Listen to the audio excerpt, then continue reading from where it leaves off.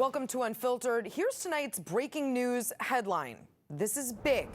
The debate over impeachment seemed like a non-starter, given Republicans have circled the wagons around President Trump for 2+ years. But hours ago, a GOP lawmaker said President Trump has, in fact, engaged in impeachable conduct.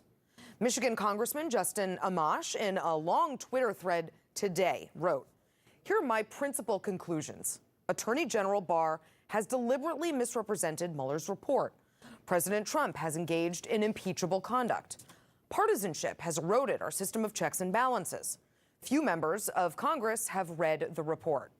I offer these conclusions only after having read Mueller's redacted report carefully and completely, having read or watched pertinent statements and testimony, and having discussed this matter with my staff, who thoroughly reviewed materials and provided me with further analysis." In comparing Barr's principal conclusions, congressional testimony, and other statements to Mueller's report, it is clear that Barr intended to mislead the public about Special Counsel Robert Mueller's analysis and findings. Barr's misrepresentations are significant but often subtle, frequently taking the form of sleight-of-hand qualifications or logical fallacies, which he hopes people will not notice. Under our Constitution, the president shall be removed from office on impeachment for and conviction of treason, bribery, or other high crimes and misdemeanors. While high crimes and misdemeanors is not defined, the context implies conduct that violates the public trust. Contrary to Barr's portrayal, Mueller's report reveals that President Trump engaged in specific actions and a pattern of behavior that meet the threshold for impeachment.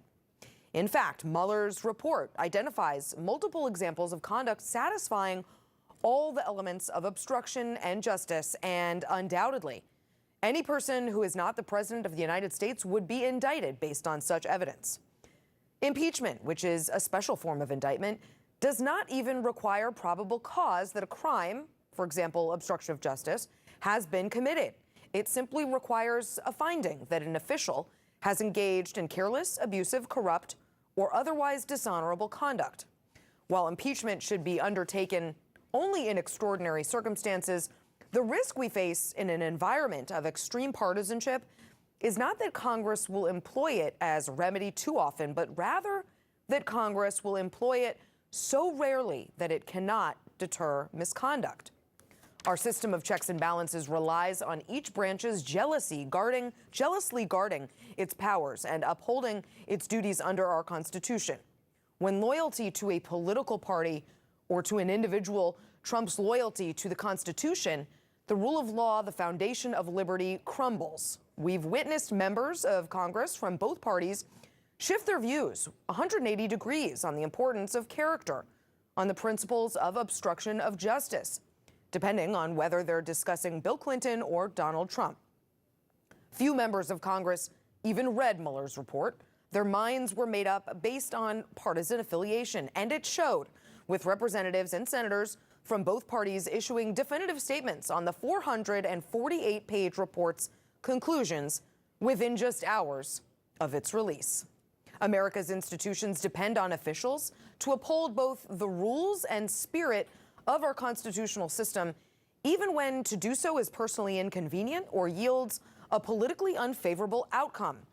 Our Constitution is brilliant and awesome. It deserves a government to match. Again, that was Justin AMASH's full Twitter thread just hours ago.